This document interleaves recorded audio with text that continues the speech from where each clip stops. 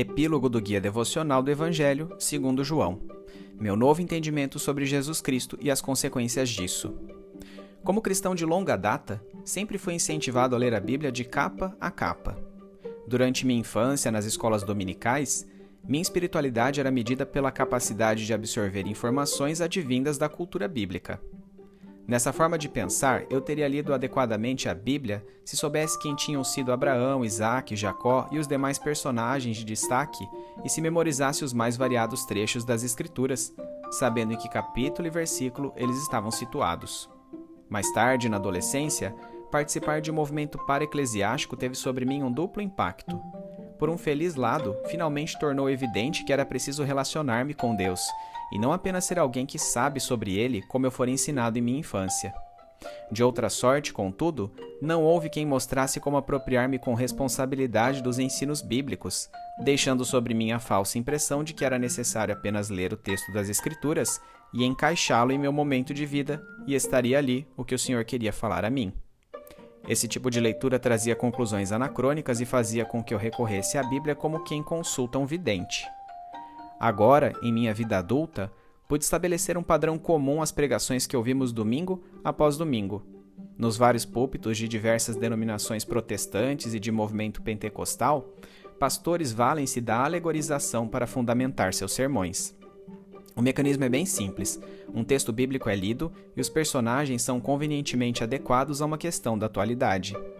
Seguindo esta lógica, a história de Davi e Golias, por exemplo, rende diferentes sermões, nos quais o pequeno Davi é o crente, enquanto Golias é o gigante da depressão, da crise econômica, etc., e a pregação direcionará você a combater o mal que o Golias da vez representa. Sou grato a meus professores de escola bíblica dominical, aos líderes do referido movimento para-eclesiástico e a meus pastores. Mas hoje, com o realismo adulto, sou obrigado a tecer algumas considerações a respeito do que vivi e experimentei como cristão. Preciso fazer isso para limpar as lentes da cosmovisão que vinha sendo usada como base para entender a Bíblia, pois isso diz respeito diretamente ao modo como encaro o próprio Deus. A mera memorização de informações, dados e referências bíblicas que me foi enfatizada durante a infância não me mostrou como ler a Bíblia pelos olhos do autor. Fez com que eu me ativesse a questões periféricas como as que citei, sem perceber que a Bíblia não é sobre mim ou sobre as pessoas cujas histórias estão ali relatadas. Como bem disse Karl Barth a esse respeito, não podemos falar de Deus simplesmente falando do homem em voz alta, pois o Deus eterno deve ser conhecido em Jesus Cristo e em nenhum outro lugar. Nesse sentido, a palavra de Deus não nos mostra como encontramos o caminho para Ele, mas como Ele buscou e encontrou o caminho até nós, através de Jesus. A aplicação aleatória de textos bíblicos à realidade da vida que eu experimentava na minha adolescência levou-me a uma espiritualidade descontextualizada, autocentrada e egoísta. Você não pode ter a pretensão de ler um escrito milenar redigido por pessoas pertencentes a culturas completamente diferentes da sua, com os mesmos olhos pós-modernos relativistas, pluralistas e consumistas que utiliza para ler um livro qualquer. Que tipo de leitura viciada como esta seria legítima? Fazendo assim, você está realmente lendo o que foi escrito ou está criando uma versão personalizada de sua própria Bíblia e, por conseguinte, estruturando um Deus à sua imagem e semelhança? Por último, a alegorização de passagens bíblicas é anticristã em sua essência. Tira o foco de Jesus Cristo e coloca-o no ser humano. Minimiza os danos provocados pelo pecado, condicionando-o sob o prisma da psicologia, da sociologia e de tantas outras ciências que, apesar de terem um papel relevante, devem ser ajustadas à ótica cristã, e não o contrário. Estabelece como meta primordial o conforto e o bem-estar do crente, ao invés de fazê-lo lidar com suas mazelas e capacitá-lo ao cumprimento da missão. Ciente desses erros que cometi em minha infância e adolescência em relação à Bíblia, e considerando minha postura crítica concernente aos sermões da atualidade, comecei a ler as Escrituras utilizando os princípios da exegese, hermenêutica e leitura devocional, conforme anteriormente explanado.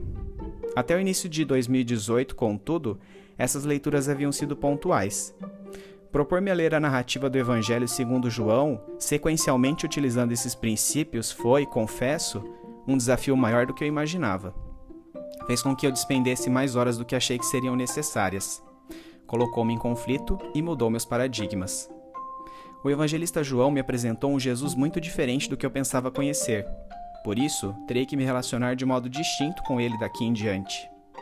Relendo tudo o que escrevi ao longo deste diário devocional, encontro um Jesus verdadeiramente humano, com vários sentimentos que o tornavam empático ao sofrimento dos indivíduos, sem contudo fazê-lo perder seu senso de missão. Deparo-me com um Jesus cheio de ensinamentos superiores a serem transmitidos e que o fez a partir de fatos corriqueiros àqueles à sua volta. Contemplo um Jesus prático, não institucional, avesso à religião.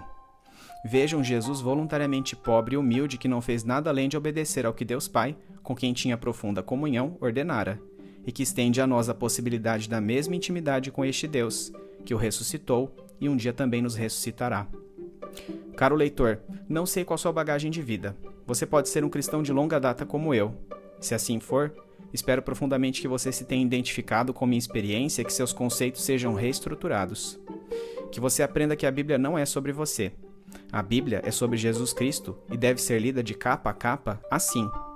Que você entenda que a leitura da Bíblia faz parte do cultivo de um relacionamento com o próprio Deus. Que você fuja da alegorização de passagens bíblicas para ter a verdadeira dimensão de quem foi Jesus e de como você pode ser seu discípulo. Mas se você, querido leitor, for recém-convertido ou mesmo não for um cristão, não se atemorize se a experiência de ler a Bíblia parecer trabalhosa demais. É o Espírito Santo que nos impele a entender e a praticar seus princípios. Sua parte nisso tudo deve ser apenas disciplina e diligência. Disciplina para ler a Bíblia sempre, de preferência todos os dias. E diligência para humildemente reconhecer que você deve continuar lendo, apesar de não compreender tudo, pois certamente Deus abrirá seu entendimento em tempo oportuno. Abraço fraterno. Felipe Martins de Oliveira.